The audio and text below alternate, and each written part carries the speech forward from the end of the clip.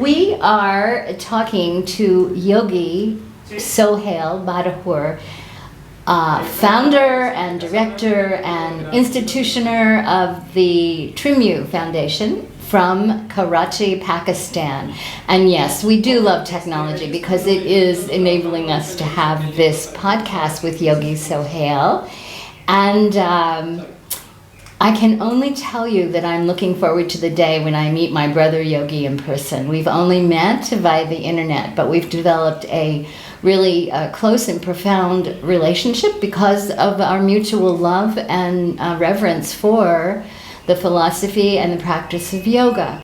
Hello to everyone. Greetings to my fellow yogis and all our audience. It's a great honor for me to be with you. I belong to a very, very renowned village of Pakistan. It's a Christian Catholic village in Punjab, and I completed my early education there, and then I went to technical training in nearby city. And after completing that training in radio electronics, I came to Karachi, the biggest city of Pakistan. Yeah. And my hometown village name is Francisabad. It's in Shorkot district, Jhang. It's very important to mention my hometown village as well. Yeah. So I came here and I joined Philips Electrical Industries as a TV technician. I never knew this part. Oh, yes. I'm from very early age of my profession, practical life, I'm connected with the technology. So after that, a year of service in Philips Electrical Industries, I got a chance to work in petroleum industry in their telecommunication department. Yeah. And when I was working there in British Petroleum, formerly British Petroleum, it was before it was a American company, Union Texas Petroleum. So I joined Union Texas Petroleum, and later it became took over by BP, British Petroleum. So I worked there for 13 years. And after joining Union Texas, from very early age, I was, very much involved in sports and physical activities too. And when I was there in Union Texas, in their fields areas, exploration areas, so there I used to play squash and do some gym as well. Yeah. And besides that, I learned classical music. Yeah. And I had to practice 2 to 3 hours daily over there on fields. That time, a person who was very close to me, he was far, like he was, in age, he was bigger than me, like my father, but he was good friend to me, Mr. Ina. One day, he came to the gym when I was practicing, doing some gym exercises. And he just taught me some poses of yoga. I like that, very much. And I just left everything. And I said, okay, Mr. Nam, tomorrow I would like to have some more. And you please come again and teach me furthermore. So a week of practice. And then he gave me a book,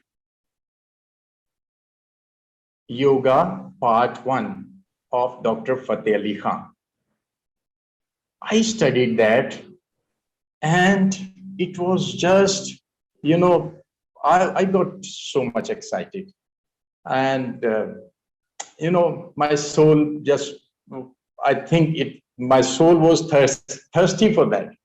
And I read that book, spending whole night until I finished that book, and then I slept. And that thing was going on. From that day, I started practicing yoga. And because there was no hindrance in my limitations in my body, because body was flexible and strong enough. So I was easily doing full lotus and half. How many years ago was that, Sohail? How many years ago did you?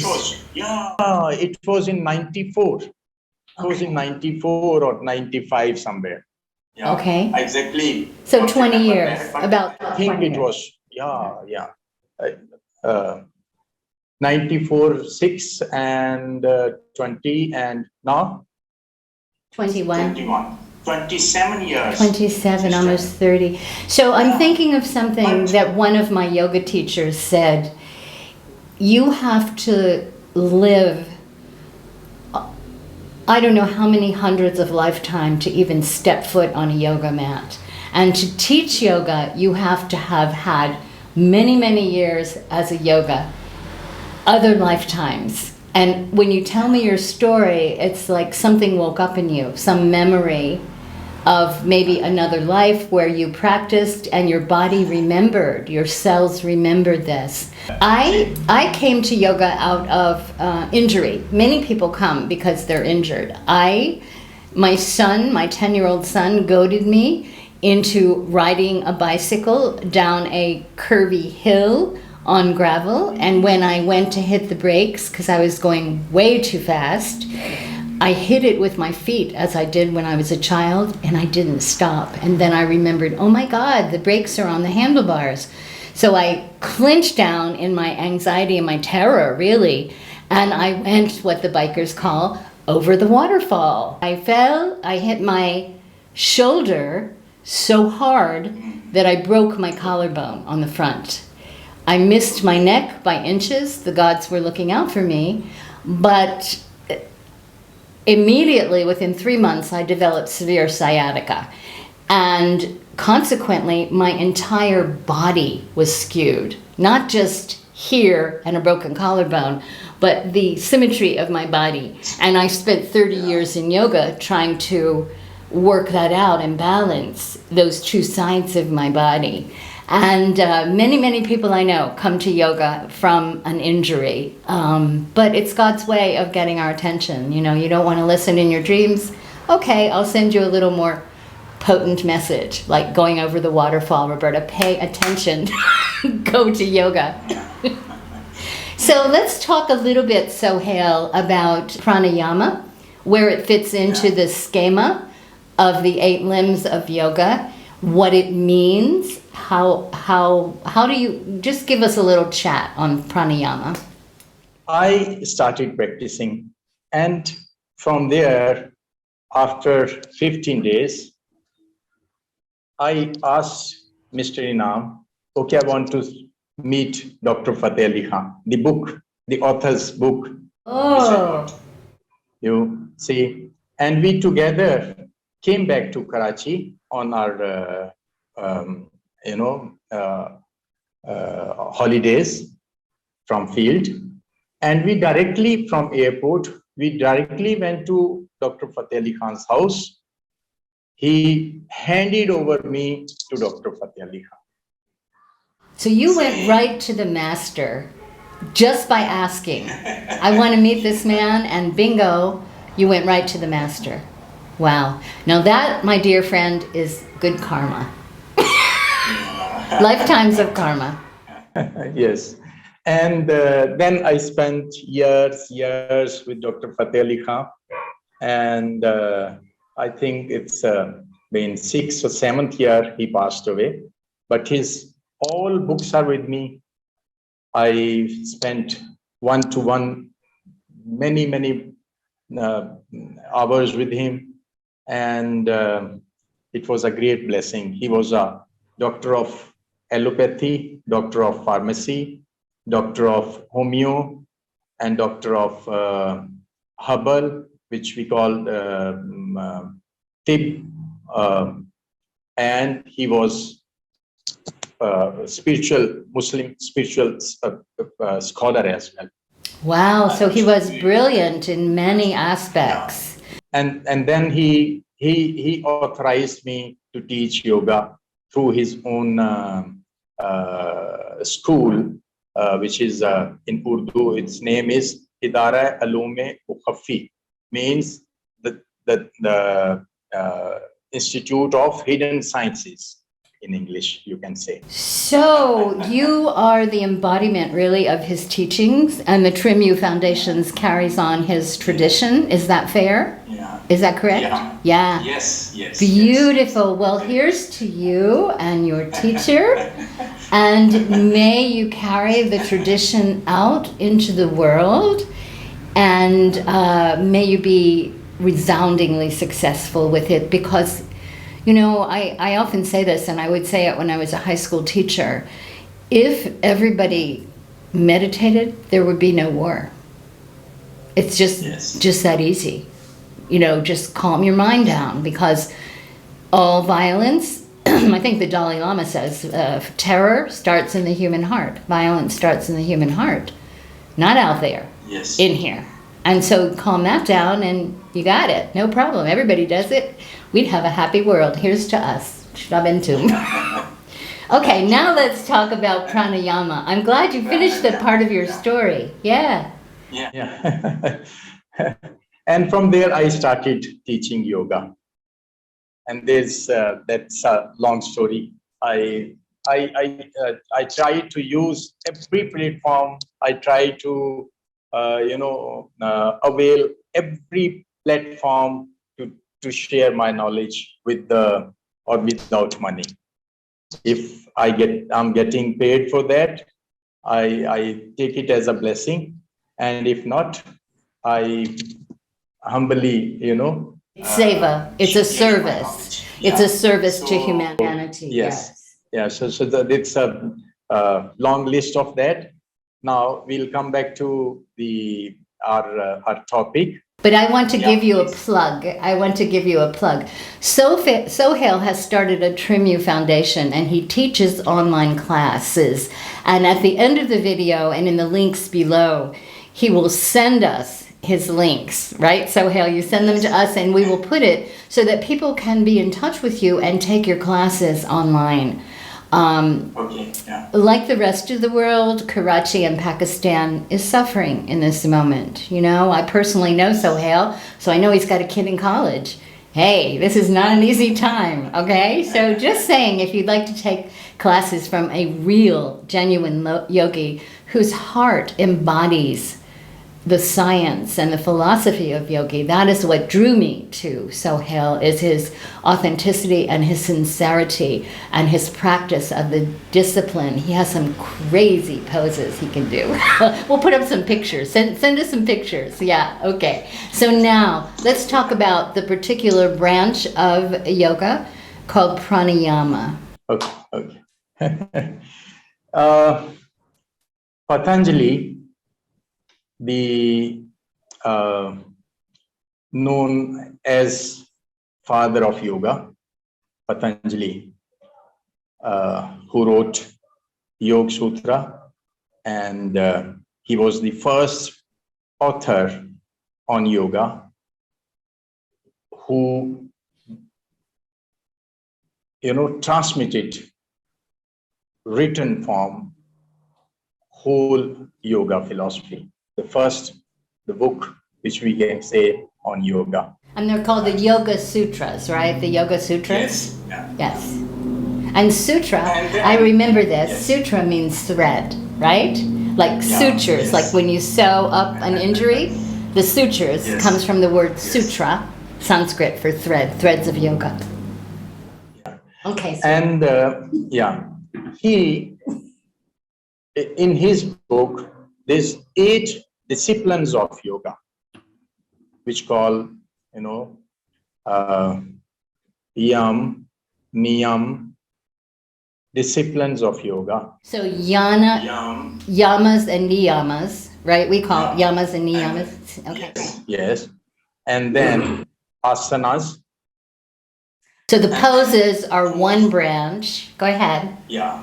After the poses, there is a discipline. Fourth discipline is pranayama. Okay, so pranayama is another branch equal to yoga. To me, it's whole one package of yoga. It's whole one package. If you are doing pranayama alone, it's not yoga. If you are doing something good for others and you're not doing your yoga practice, poses and yama and niyama, means your code of conduct and your moral values. The yamas and the niyamas are kind of the rules for your personal behavior. Personal, yes. And for your societal behavior, how you behave towards others. Like in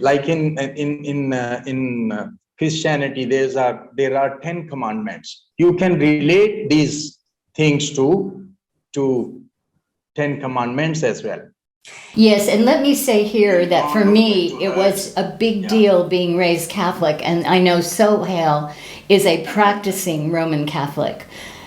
Yoga is not incompatible with any religion. Okay, because why? It's a philosophy. And the things that you will find in the yamas and the niyamas, saucha, cleanliness, satya, are not incompatible with any religion. Okay, they are the underpinnings of all religions. So people say, oh, I can't practice that, it's against my religion. Well, really? Is being pure against your religion? I mean, not really, but there's a fear attached to yoga that it is antithetical to Christianity, which is really unfounded. When you look at the yamas and the niyamas, you will find that they're precepts of behavior, personal behavior, social behavior, that is compatible with every religion, whether you be a Muslim, whether you be a Jew, whether you be a Catholic, it doesn't matter. Okay. Then after that, the fourth discipline is pranayama, which we are going to discuss. And the fifth one is pratyahara, controlling of your desires. And withdrawing of the senses, right? Pulling the senses inside. Yes. Yes. Dhyana, meditation, and samadhi, connection with God, connection with nature, the ultimate result, the ultimate fruit of doing yoga. Samadhi is like nirvana, like the bliss. Okay, you go into the bliss that you're always searching for anyway, correct? But Yogi Sohail, you said something very important to me. You cannot isolate one of the limbs of yoga. You can't just get on a path and say, well, I'm going to breathe my way to samadhi. Follow all 8 disciplines, less or more. When you are practicing yoga, you automatically will be involved in all these disciplines. If it's been taught you pure yoga. Properly, and not. I want to put a caveat out there. There are a lot of people taking weekend courses and teaching yoga at the gym, and they have no idea about pranayama. They have no idea about the bhakti yoga. They have no idea about samadhi. So always do your research. Do your research and make sure you get like an authentic yoga teacher who knows the philosophy, who knows the Hindu stories of the gods, who knows the discipline of pranayama, who knows the yamas and the niyamas, because otherwise you're getting like a popsicle when you could have a gelato. So, okay, let's come back to the word pranayama. Pranayama is composition of 2 words, pran and yam. Pran means vital force, the force which is keeping us alive, life force. In medical language, you can say this is oxygen. In yoga, pran means force of life, which because of that, you are alive. They call it in Oriental, in Asian, they call it Qi, right? The Qi energy is another name for the same. Okay. Yes. So, Yam means to hold it in your body. And Pranayam, vital force, inhaling through yogic disciplines, yogic methods, and holding it, absorbing it in our body. This is called pranayama. And there is a method of doing pranayama. There are many methods, many types of pranayama, but the simple one is you have to inhale, conscious breathing, we can say. It's a conscious breathing. Otherwise, we are talking for last couple of minutes, and during that we didn't stop inhaling, we didn't stop holding our breath. It was going on, auto breathing was going on. But when we are talking about yogic breathing, pranayama means you are consciously involved in breathing, and you are holding it for some time, and you are exhaling it for certain time. And this is a one cycle. It's called pranayama. Pranayama. And prana is life force energy. And when you control the breath, you control the mind. And that is the key. And that is what makes people say, oh, well, I do exercise in the gym. Yoga's different. You combine the mind, you combine the breath with exercise. If you're exercising and breathing separately. Very key point of yoga, I'm just going to, because it's related to the pranayama. Okay? Yeah. In every pose, in every action of yoga, in all these disciplines, you cannot exclude pranayama. Though it's a fourth limb of yoga disciplines, but it's there in every step, every discipline of, Yes, you can't meditate without breathing. You can't do dhyana without breathing. Yeah, absolutely. Yoga. It's very important. It's very wise thing which we have to understand, that though it's a fourth discipline of yoga, but it's connected. Without this, the other disciplines cannot be done. And without it, you die. You don't breathe, you die. Easy. Now, point of the miraculous benefits. Why yoga is miraculous? Let's disclose this reality. Let's reveal this reality.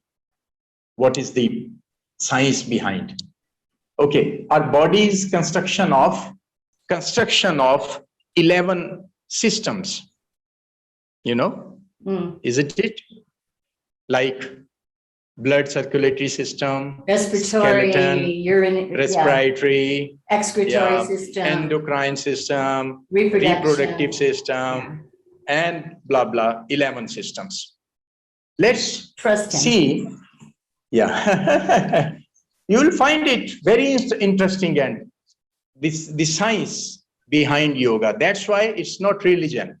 It's a miraculous science that God blessed with us, to the whole humanity, the whole world. Exactly. Yeah. And then let's see these 11 system.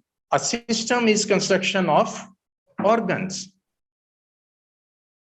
Yeah. And organs are construction of tissues. And tissues are tattoos. and tissues are construction of cells. And cells food is, what is food of cells? Oxygen.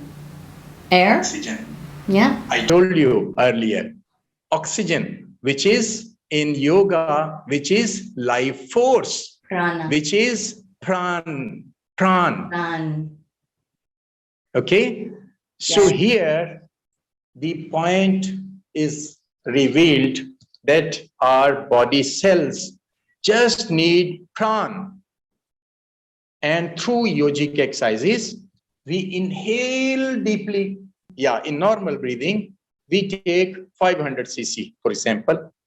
Yeah, but when we inhaling through yogic method pranayama, we inhale much more 500 cc's, and we intake it and we absorb it in our body, and more oxygen inhaled, and more oxygen is absorbed, and more oxygen is supplied to our body cells. Yes. And I used to teach my students, Sohail, I used to teach my students that the lungs have three lobes, the upper lobes, the middle lobes, and the lower lobes. If you are doing shallow chest breathing, you are only using your upper lobe of your lung. Your body goes into anxiety. You go all the time. But if you breathe deeply, all the way down to your diaphragm, okay, all the way down, then your body experiences a deep state of calm and relax because you're not starving for oxygen. What happens when you're anxious?